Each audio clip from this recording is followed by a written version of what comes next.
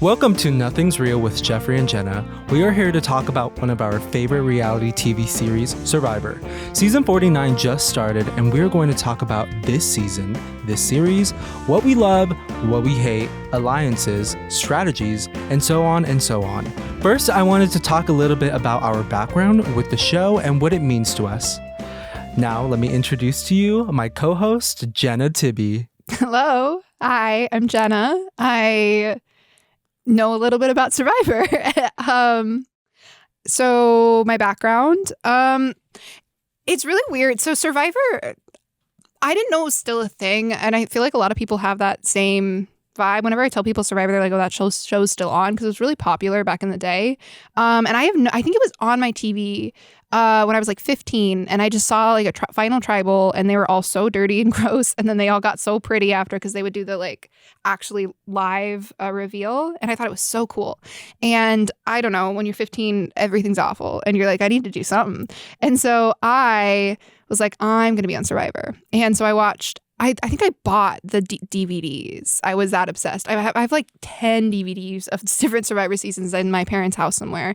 And then I was like, I'm going to go on Survivor. I'm going to watch it. I'm going to study. I looked up like what you need to know. Somebody was like, read How to Win Friends and Influence People. I tried to read that. There was like what was it? Some like Chinese proverb book about like war that everyone was like, read that to win Survivor.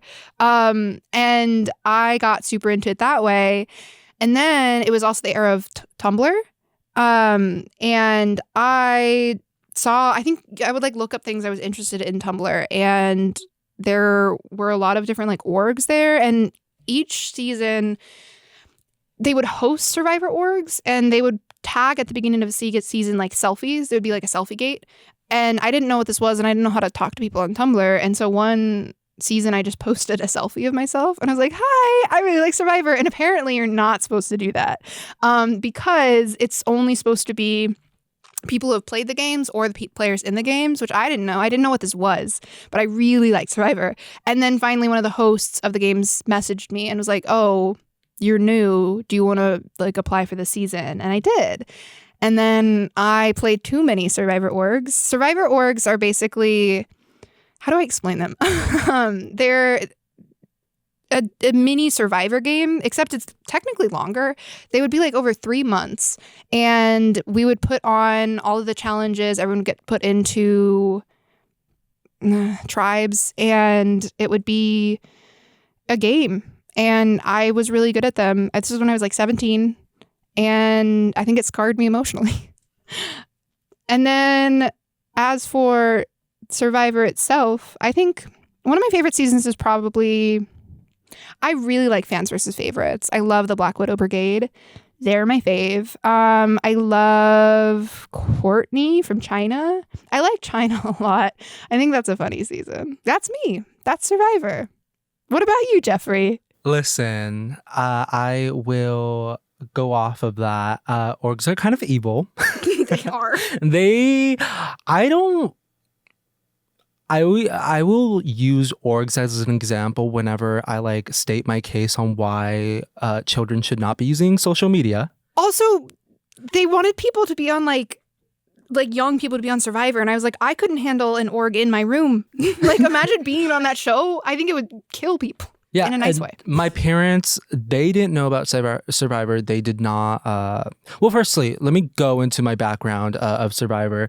I don't remember what got me into Survivor. I think it was when I was a kid. There was that show on Cartoon Network, Total Drama. I love Total Drama Island. Yes, I was obsessed with that show.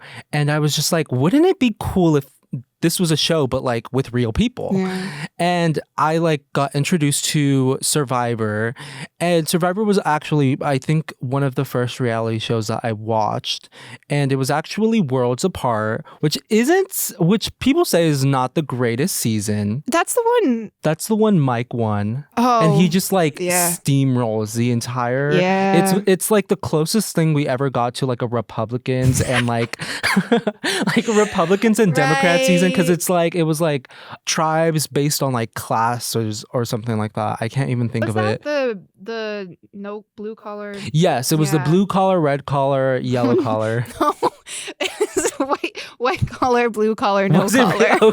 Jeez, see? Why would there's not red collar jobs? Well, okay. There we go. You learn something new every day. Anyway, you're right. Yeah, so that was my first season and I fell in love with it immediately. I watched it all the time. And so I was also a big fan of Big Brother. And so actually that was the first time I was introduced to orgs because I like joined a Big Brother org and I didn't realize that it was like on the conservative side of that fandom. Oh, no. So like one time I was like, ooh, I can't wait to see them.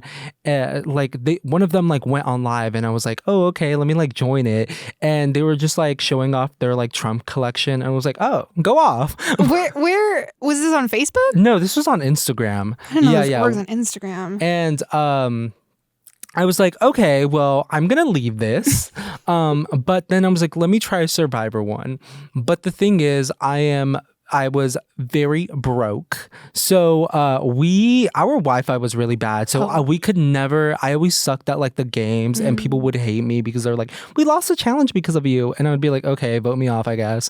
So what games did they have you play? They would have me, it would be like through DMs or like they would like comment things on like an old Castaways like Instagram like from like 2016 and we would have to like screenshot it, find it, and then like send it through the DMs and they'd be like, okay, this person did it the fastest. Interesting. Or they would like create a puzzle online and we would have to like solve it. Yeah, we did a lot of like Flash games until people started to hate on Flash because you could cheat. Yeah. And so then it got more like live stuff. I loved endurance challenges. That was the one thing I was really good at staying up all night. Oh my God. And so everyone was always so upset because I would be like, I can't lose this one. And then I would die. I would get myself like sick because I was like, I have to win. Anyway, keep going.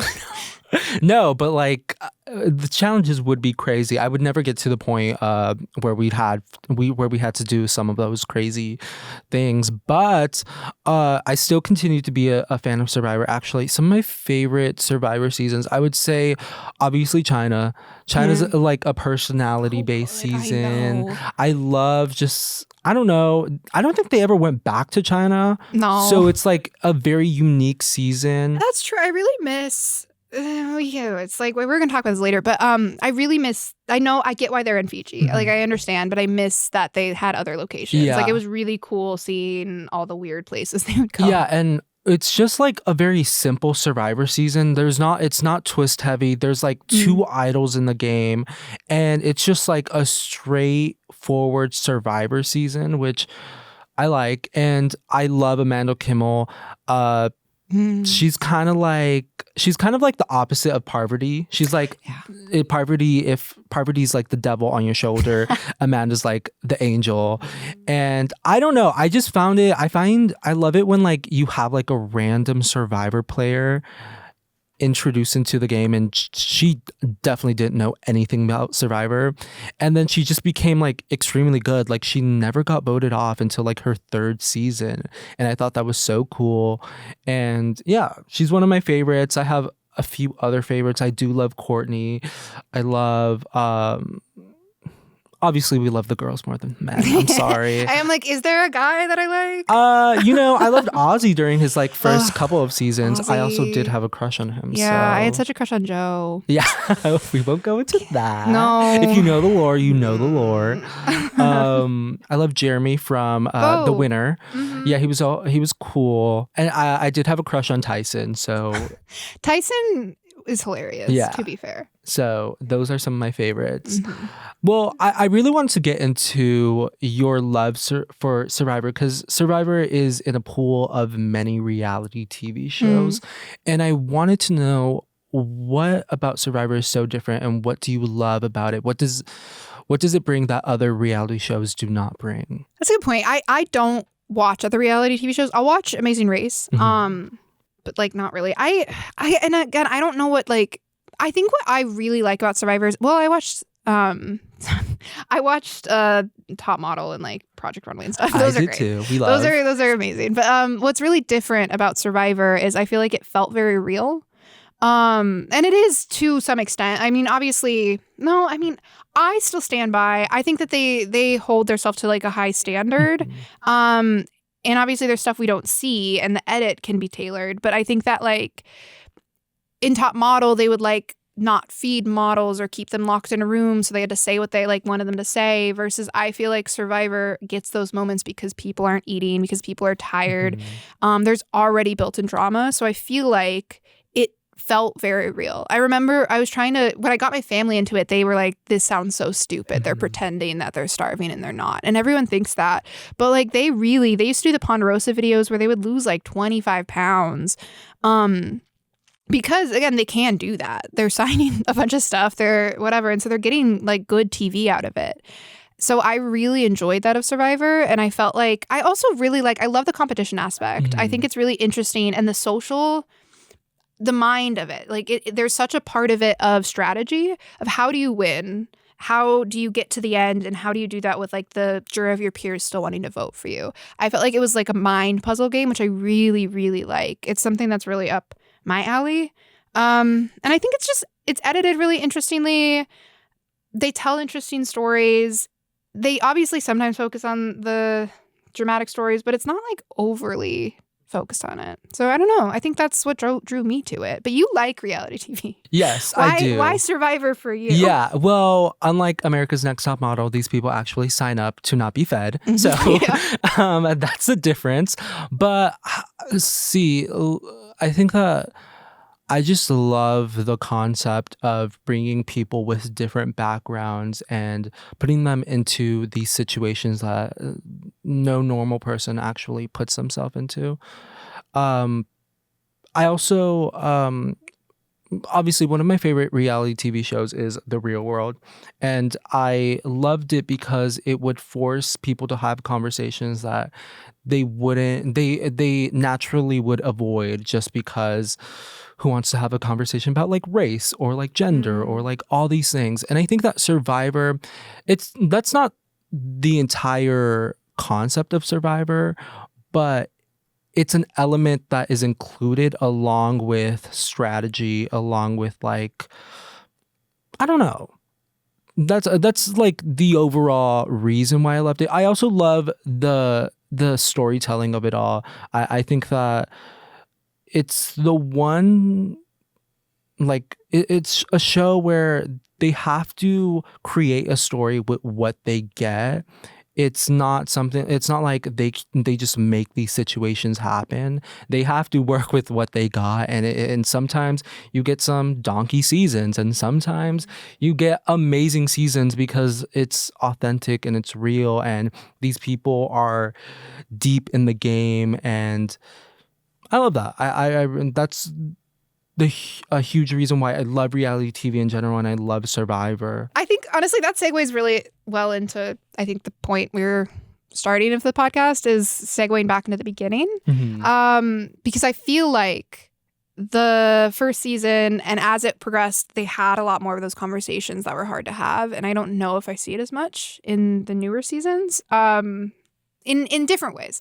But so season 1, episode 1, and we wanted to get a little context for the show. So we went back in and watched the very first episode of the show to see how it has changed over the years. The first season aired in 2000. I was 2 years old. I was not born. No. My mom was not thinking. I don't think my mom had even met my dad by that point. How long did it take you to watch the original seasons? Did you, because you started with Worlds Apart, did you just keep watching from there or did you go back to the beginning? So I continued watching from there. And then obviously, I don't feel like if you're going into Survivor, you automatically, like immediately I watched Heroes versus Villains because all my friends were like, well, you have to watch Heroes versus Villains, which isn't technically the right way to go about it. It's like the equivalent of watching like the Avengers Endgame without the other movies. But I mean, I loved it, and it made me want to watch older seasons. So I actually hadn't watched Survivor season 1 just because. Really? Yeah, I hadn't watched Survivor season 1 because I was always told by my friends, like, it's a good season to watch how the show had evolved, but it's not necessarily the most riveting season of all time, which I, after watching the first episode, would say I disagree. I think the first episode was extremely interesting compared to a lot of what we get now. I think that the first thing that I noticed, well, okay, so there's so many things I noticed watching this season. Firstly, I think that these people felt real. Yeah. A lot of the newer players on Survivor kind of feel AI generated. They do. Yeah. It's this season especially. I'm like, these feel like the biggest caricatures you could imagine. I think there was something charming about the naivety, or I don't know if that's the word, Yeah. but it's the word, of like these people not knowing what they're in store for, and then seeing just like them deal with this for the first time, and they're the only people who didn't have like a set template on how to go about this journey or this experience, and they were just doing it authentically. Whereas now we're 49 seasons into it, and it's like, okay, we're going to build the shelter. Oh, let's do intros. Oh, it's very Formulaic? Yes, Yeah. formulaic is the word I was looking for. So that was initially the first thing that I noticed. I noticed that as well. It's interesting because you can see how they built the show with how the cast was. Because if it wasn't, and it's really Richard, obviously Richard Hatch. He really did build the show. And he built the people around it. And I was surprised watching it because I remember I'd seen the first season. And I remember thinking, oh, everything, that's all he did. But like Sue was really also like playing the game. And I think from what I remember, I haven't seen the other episodes recently, but the first episode was really, it was more interesting because they do eventually go into like that one guy starts doing the alphabet game to vote, which is crazy. But the first episode, they have a split vote and they're playing the game, but it's much more interesting to watch them figure it out because they don't know what to do. They have like a whole argument about how they're supposed to build the shelter, how they're supposed to communicate. And that's what I also think is really interesting is because there's not a set way to do things, they're much more likely to argue. Like, no one wants to argue right now because it'll get them voted out. Versus, Rudy or Sue or any of them, they're going to, like, yell at each other. There's that guy, I don't think I wrote down his name. Was it BB? Probably. BB, where he just stays out in the sun and everyone's like, go. And he's like, no, I'm going to do this. One of my favorite parts about that first season is that they get their special, they get their one like thing from home, like the ukulele or the Bible. I wish they still have them bring it. Remember when Colby brought like the flag, the Texas flag? That's crazy. Why don't they do that? I think it makes them more real. And that's what I think my problem with the new era of Survivor is that they want people to be real, but they're doing it in the same way that other reality shows do it, like American Idol, where they're telling the sob story. Instead of being like, well, this is what I brought from home. I'm going to play a ukulele. What I don't like about the first season, and I think is very funny, is the lack of confessionals. There's like nothing. They like zoom in on a fight. You don't know what's happening. No one says anything. And then Jeff also doesn't narrate anything. And it feels very strange. The first challenge was them like lighting fire, which is more interesting than what they're doing now. Okay, so I want to go initially to your first point because I think that it also comes down to the fact that 49 seasons, the people that are on the show now are all super fans. Yeah. Jeff Probst has already said that he's only casting people who audition, which is something that wasn't necessarily a thing. Even like 20 seasons in, they would just recruit people. Nowadays, you're not getting on the show unless you're auditioning. So these people love Survivor and they're getting on it and they know what to expect. They're almost like students. And so you're not really getting those authentic experiences or those authentic reactions to things. Because I could like pick off like a random person, put them on Survivor, and they would have a far more authentic and real reaction to the environment and to the game that is being played rather than a fan who has been studying this game their entire life. And I'm not saying that the entire show should be recruits, because I think that that's also a bad thing, and that's also a road that they went down. And especially during those like 20 post hero versus villains. Models. Yeah, it was all models, pageant queens. So like dumb. You say your favorite season is fans versus favorite, but the second fans versus favorites, where it was just like no fans. Oh, yeah, that was crazy. Yeah, so it's kind of crazy that they don't do fans versus favorites now when like the entire seasons are just like fans. Mm-hmm. But that was my first point. My second point, what I found interesting was the diversity obviously stood out to me. Or the lack of, right? Yeah. Although I will say that there was diversity in the people, their jobs and their professions. Although one thing I will say, the funniest thing, and I texted you immediately when I saw this, was everyone got like job titles, and then there was just Sonia, cancer survivor, which I thought that was them trying. That was them trying to be like, oh, this is our sob story. Yeah, well, and then she goes out first, so they're like, that was the first? Yeah, they're like, ooh. Which I was like, oh, this would be like a new era thing, because yeah, you're right. Because it was so crazy to me. It was like preschool teacher, single mother, river guide, cancer survivor. I was like, oh my God. Defines her. But I did. To me, honestly, it goes to your point where you mention how they try to like bait you with these sob stories now to like root for these people. But honestly, what made me root for Sonia the most was watching her pull out that ukulele and just sing her song. That was so cute, so beautiful. And I was like, oh, I don't want her to get voted off. She's so like in the experience. And you know what? I'm pretty sure if I did my research correctly, she has passed. So rip our queen Sonia. But back to the diversity. Yeah, sorry, I had to give Sonia her flowers. I think that nowadays we do get the diversity in cultures and sexualities and in race, and I applaud that, because I do think that there were some seasons where I'm like, this is crazy. It's just like all white people, and no hate to white people, but I'm just like, you have 20 cast slots. Why is it just a bunch of white 100%. People? Well, that was right. It was during COVID, right? Where they introduced the diversity. Yeah, the diversity mandate. Yeah, which I think is great. I think it's a fair point. Like if you look at the amount of winners in the past before that, it was just mainly white people. Yeah. Because I think the argument was that they, it's you have a leg up if the people that you're used to are around you. And that's not really interesting TV either. It's everyone's the same. And I think it's much more interesting to see different stories. What I was going to say, though, is I think what's really interesting is how it's the watching things from 20 years ago and being like, oh, my God, they allowed that to be said. Because it was like Rudy, especially. I think I wrote down he's fat, but he's good. Like they would never let them say that.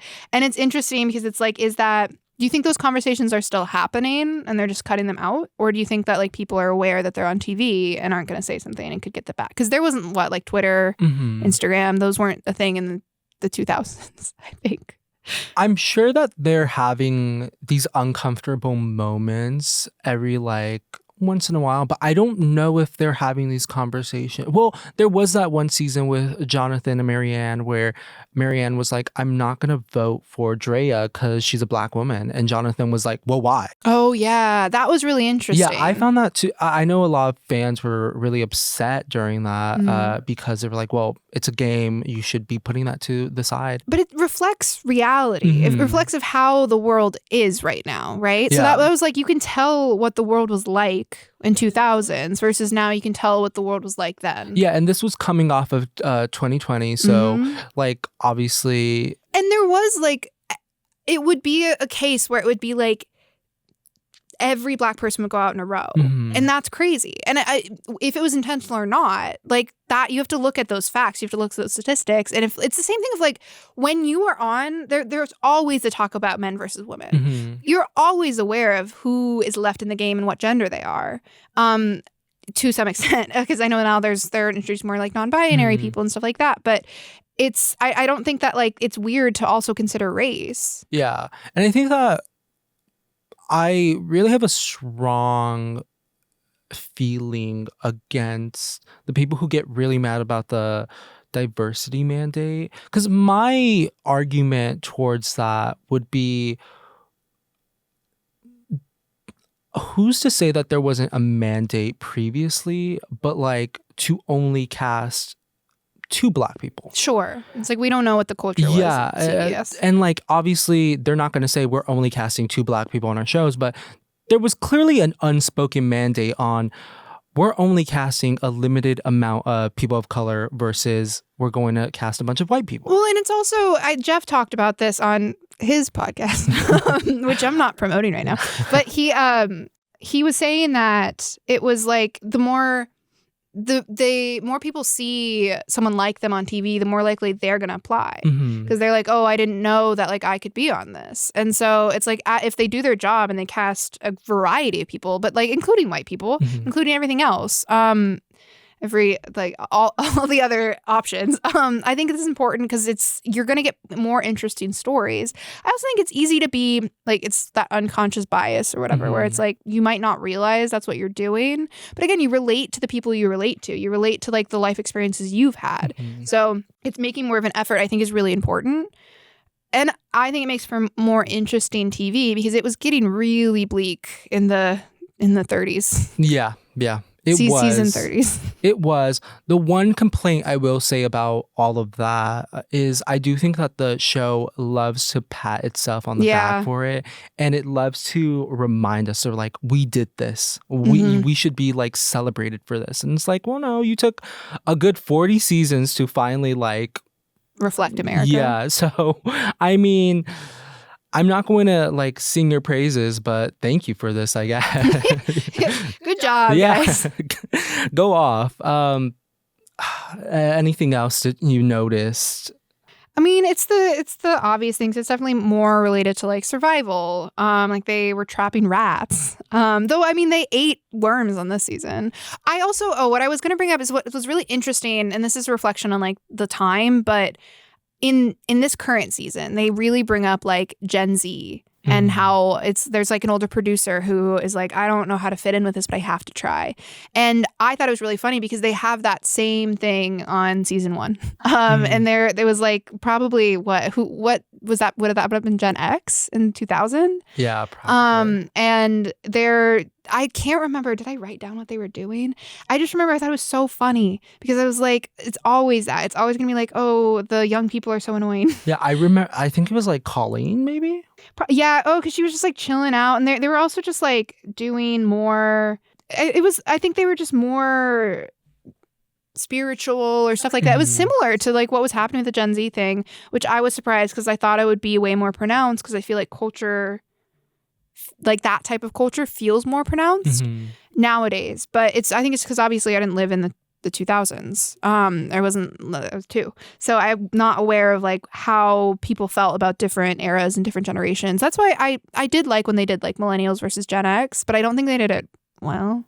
I like the concept. Well, yeah, it was a good concept. I will say that the casting was, well, yeah, it was fine. Casting is very important. Yeah, it is. And that's because, I love who last season, 2 seasons ago, what's her name? Say, yes. I loved her. My family hated her, but like she's hilarious. Like that's amazing. Great casting. I don't know. You have anything else you wanted to add? The only thing I did want to touch on for like a minute is how did you feel with it being 40-minute episodes compared to an entire whole hour? And also 39 days versus 26 days. It felt so short. It was also like they had the longest transitions in the first season. It was like nothing happened. Yeah. I like the longer episodes because I think you get more insight. I think it's especially with the way the game. I think if it was an hour and a half in 2000, it would have been so boring. They did nothing. They didn't have confessionals. No one knew what they were doing. It was just nothing to talk about. Versus in this season, there's a lot going on. Like my mom, when it was our episode, she would get really confused because she was like, I don't know what's happening versus they can at least explain it a bit more in an hour and a half. But I also am like, it is a lot it's a long episode. It's a lot to watch every day. That's like a movie. What are your thoughts? No, I mean, I agree. I think it's interesting because there will be like the season will air and then you will hear like this one person was like running the game and like playing so well, and it's like, well, the edit does not reflect that, and it's like, well, because they only have like 40 minutes to tell a story, and so people still say it now. Yeah. They're like, oh, because there's still, even this season, there's people that I just never hear from. The two, like one of that alternate guy that was like, this is my first whatever. Yeah. I never hear from him except for when he was sad about Jake. Yeah, nowhere to be found. Nowhere to be found. So people still are getting... They're getting purpled. Getting purpled. But I feel like it's to the lesser extent. Like there would be like a whole group of people where you would be like, who are you? Like... Are you a producer? Like, did the producer just like walk into the camera? If people don't know, getting purpled, it comes from Purple Kelly. Yeah. What season was that? I think Nicaragua. Yeah. So there was 2 Kellys that season, and they had to name one something different, and she had purple hair, and she just never did she quit? Yeah, I think she quit. Did. Yeah. But she never had any confessionals, never had anything. And so everyone calls, if you don't get like any confessionals, you're not seeing, you're getting purpled in the edit. Exactly. She had one streak of purple hair and that was her entire identity. So, and you know what? Go off. Yeah, go off. So as we're starting to wrap up, I want to talk about the future of Survivor because we touched on the past, we touched on the present. We can touch a little bit about Survivor 50, give our opinions on that. I know you have many. So let's start. Survivor 50.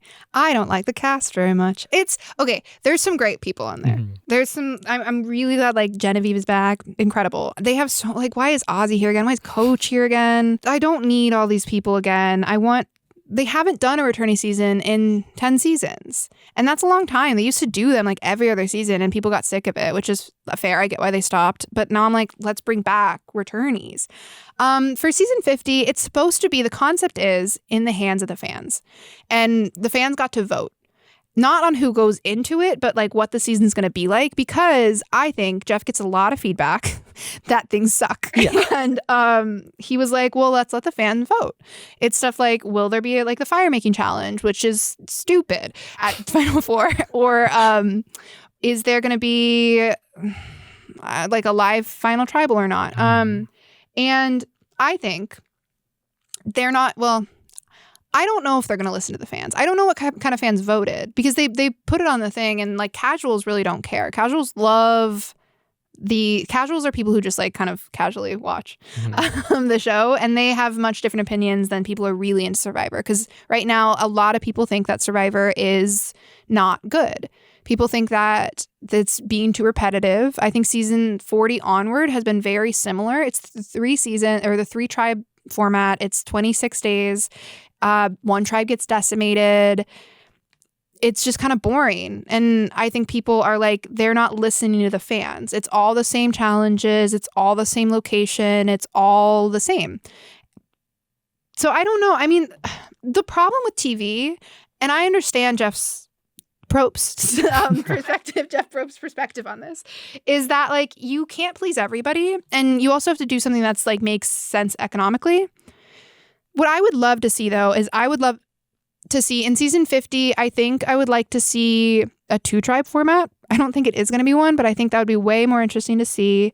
I don't want any crazy twists. I want maybe like 2 or 3 idols, but I don't want the Beware advantage. I wanted to go a little bit more back to basics because I'm interested to see how the new players play the old way. And I know Jeff thinks that like it's going to be boring and that it's going to be like they're going to dominate because it needs to be such a high caliber level to like whatever. But I just think there's too many things going on, and they've scaled it back this season. But that's what I would like to see for season 50. What about you? Well, I want to talk about what you said where Jeff thinks it might be boring. Well, I'm like, if the cast is good, then... Right, exactly. There we go. But my quick opinions on the cast is, you know, I think that they really put themselves in a bad position with like 10 seasons without a returning season. Some people wanted like an all new era season. Some people wanted, their legends. Personally, I wanted my niche, like random. I wanted my what is her name? Natalie Bolton from Fans vs. Favorites. I wanted my Sean Rectors. Oh, Natalie would have been great. Yes, she's the only Black Widow to not return. I feel like that's a travesty. Keep like bringing her out as an alternate and then never putting her on. Like that's so rude. I know. I'm like, get her on. She might like do terribly, but like, who knows? Who knows? Listen, we've seen like random people do like great. Ellie Wentworth? Yeah. We've also seen them bring in like random people, and I'm like, okay, Natalie Bolton was right there. So I'm starting my campaign for Natalie Bolton. I do love. Oh, also, if we're gonna bring anybody from Heroes versus Villains, please give me Jerry Manthe, my Black Widow queen, the original Black Widow. I love Suri, although she was just on TV. I love Genevieve. As I said, I have had a crush on Ozzy. Not anymore, but I did at one point. So there's that nostalgia. Too many like alpha male energy in this season. That's what I'm worried about. Also, I really hate how there was like an entire like era that is just missing. Well, it's 30, right? Yeah, like it's post Heroes versus Villains, which I'm like, I get it, but like, give me like Malcolm or Abby Maria. Like, that's fine. There are people that they would bring back. I think it's interesting. Again, I hope, and I don't think this is what's going to happen, but I would hope that after 50, they just kind of do more of a returnee streak for like 10 seasons. I don't need them to do like that like era where they did one every season, but like every like 4 seasons, give it to me. Yeah, I miss some of the cast. Yeah, I think I do some of them didn't get to play. I think it's sad. Like, there are people who probably won't ever get to play again, and I was really intrigued to see that. And I think that this is a very safe cast. I wish that they made more innovative choices.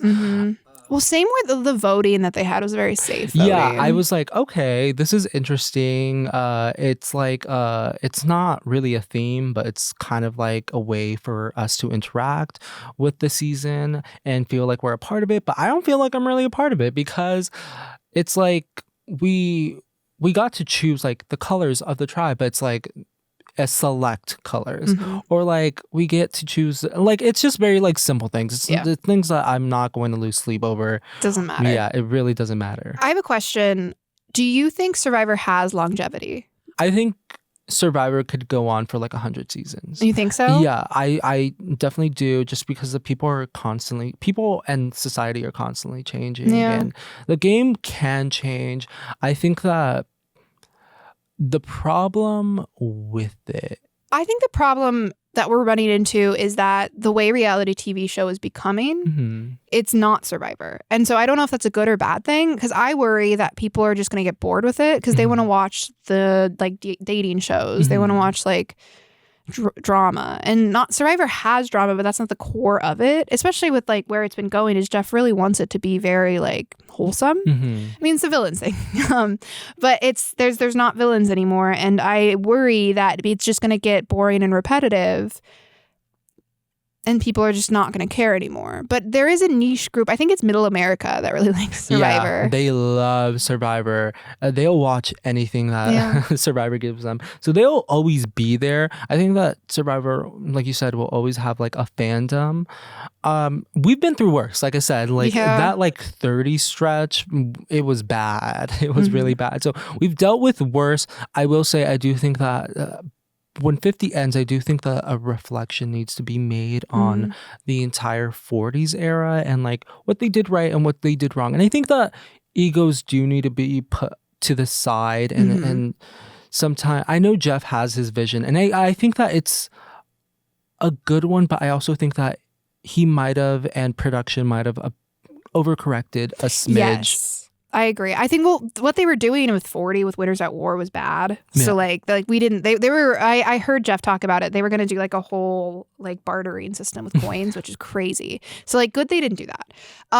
Maybe Mike White will come in and fix everything, but Yeah. I White, think send more emails to Jeff, please. Please. Save us. Oh my god. No, I like 40 era gets a lot of hate, but I will say that there are some great things about it. The one thing I want them to change is they need to have names. I can't remember 40. I don't know what 45 is. I have no idea. They need like Gen Z versus. They need that something. I don't know why I thought you meant like name tags. I was like, oh yes, please. Yeah. They have the little pop-ups. Yeah, they have the pop-up. I'm like, no, you need a name tag for like funny. A good 5 episodes. Yeah. Because I forget their names. Well, one thing I will say before we like end it, season 49, who are you rooting for? Who do you think is going to win? What are we feeling? How are we feeling about the season? Riz God. Yes, Riz God. I thought I would hate him. He's really cute. Yeah. Like sweet. Not like he's very sweet. I think he's very young. Yeah, he's a child. He's a child. And that's so sweet. I love his little like he's like sobbing and he's like, if I could hug myself, I would, but that's weird. I think that's hilarious. I like Sophie. I think she's kind of annoying, but she's playing really well. Mm-hmm. And obviously we really only seen her, but I think she knows how to play. I think other than that, there's not a ton of standouts for me yet because we've only seen that one tribe. Yeah, I think that for me, obviously, I am here for some Riz God. I think he is so charming. I thought he was going to be like annoying Gen Z. And I'm Gen Z, but like I thought he was just going to be... I'm technically Gen Z too. Oh, go off. But I thought it was going to be really annoying, especially in that trailer. I was like, oh my God, we have a Riz God on Survivor. I don't know. He kind of reminds me of like a Barney character. I don't know. It's like, that's all I can think of. Yeah. And who else do I like? I really like, honestly, I wouldn't say I liked him, but I found Jake really funny. I hated Jake. I know. I'm sorry. I know you hate. He was so annoying. But like to me, if you ask me what my strategy would be on Survivor, stealing people's left shoe. I would get so bored on that island. I would just do some random crap. That's crazy. I would just like be like, okay, I guess I'm just like gonna. Like, I played with someone like that. Yeah. It's so hard to play with. I would be horrible at Survivor. So that's like, why we're friends. Yeah. I would just like be like, I'm really bored. I'm gonna like hide the rice. Like that. And it wouldn't even be for TV. I would do it like when the camera crew is like on break. I'd be like, yeah, now I'm gonna do it. They're gonna have to like piece it together. Be like, oh. Fair enough. Yes. I think that covers everything. Yeah. I mean, we could talk about this for days, but we're not going to. Oh, and Jenna has a buff. Oh, I do. Should I show them my buff? Yeah. So Survivor buffs are what they wear. You can buy these online through their store. These I won when I won the game. I won. So the games I played Egypt and I got 7th because I got idled out with 2 idols in my pocket. That sucked. And then I won the next one, which was Heroes versus Villains. I was on the Heroes tribe, but everyone said I shouldn't have been because I was. But I got voted out with an idol in my pocket, so they felt bad for me. So I think I won one of these from there. This one's from Korong. This was from one of their tribes. And I think this was the merged tribe of Korong. Mm-hmm. I think I won this for a different game. That killed me a little bit inside. But that's all right. And then I think they actually technically... No, I played a couple other games. Anyway, I loved these. I always liked when the girls would wear them as like tops. I thought that was fun. Those are so cute. Yeah. I love those photos. Remember when Kenzie would do like the bows? Yeah, like those are really cute. I loved when they did that. Anyway. Thank you for listening. Yeah, this has been Nothing's Real with Jeffrey, Berrios, and Jenna Tibby. And thank you for listening. Tune in next time when we talk about more things that aren't actually real. Yeah. Go off. Go off. Thank you for taking the time to listen to Nothing is Real, a Corsair podcast produced by Corsair staff members Jeffrey Berrios, Jenna Tibby, and Tim Sim. The tribe has spoken.